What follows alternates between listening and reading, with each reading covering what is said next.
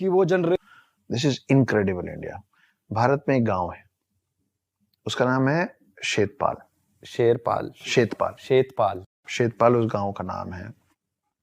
उस गांव में जितने घर है ना, वो जब हर घर में उन्होंने एक बिल बना रखा है और हर घर में एक सांप रहता है। उनके बीच में सांप की इतनी मान्यता है कि आज भी उनके घर में जब कोई नया घर बनता है ना, तो उसमें उसके लिए जगह, उसके लिए एक बिल बनाया जाता है। आज तक उस गांव में किसी सांप ने किसी इंसान को और किसी इंसान ने किसी सांप को नुकसान नहीं पहुंचाया। They have learned and they have lived to coexist. वो एक साथ रहते हैं और आप इसको गूगल कर लेना। शेतपाल है, शेतपाल है महाराष्ट्र में। अच्छा, आई थिंक हाँ महाराष्ट्र में है। और मैं वहां गया हूँ। छोटे तो छोटे आपने देखा है मतलब? मैंने घर देखे और हर घर में, एंड व्हेन आई से हर घर, वो बोलने वाला नहीं, लिटरली हर घर में। मतलब जैसे हम लोग घर बनाते हैं ना, तो हम ईशान को छोड़ के रखते हैं क्योंकि हमको वहां मंदिर बनाना होता है। इस गांव के हर घर में एक बिल बनाया जाता है एक सांप के लिए। जब खाना बनता है तो सांप के लिए, जैसे आप एक डॉग पालते हैं तो you take care of that dog ना, कि भाई दूध रोज देना है, तो सांप का ख्याल रखा जाता है। तो वैसी कुछ कहानी है कि भाई हमारे साइड में ऐसा है। और उसकी मान्यता भी वहीं से आती है, क्योंकि नाग एक ऐसी चीज है, नाग एक ऐसा जानवर है जो शिव जी के गले में है और विष्णु जी के साथ हमेशा रहता है। तो जो जब विष्णु जी जब राम बने थे, तो लक्ष्मण जो थे वो शेषनाग थे।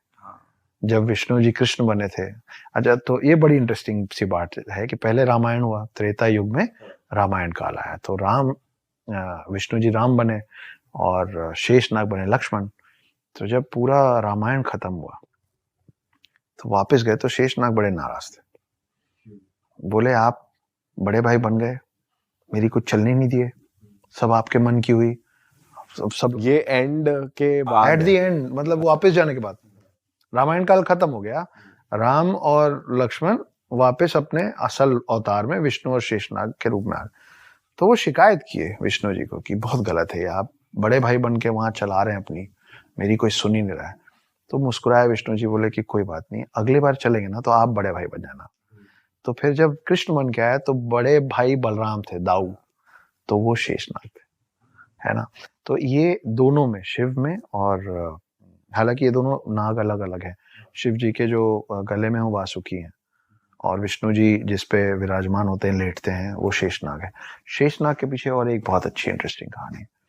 तो शेषनाग जब सागर मंथन हुआ था, तो वो जो पहाड़ को उल्टा किए थे, उसके नीचे तो विष्णु जी खुद लगे थे, वो टर्टल के शेप में, कछुए के शेप में, और जो उसका मंथन करना था ना, सागर मंथन, तो एक तरफ सारे दानव पकड़े हुए थे, दूसरी तरफ सारे देव पकड़े हुए थे। तो पकड़े क्या हुए थे, रस्सी नहीं थी, वो शेषनाग को पकड़े थे, वो शेषनाग को घुमा रहे थे।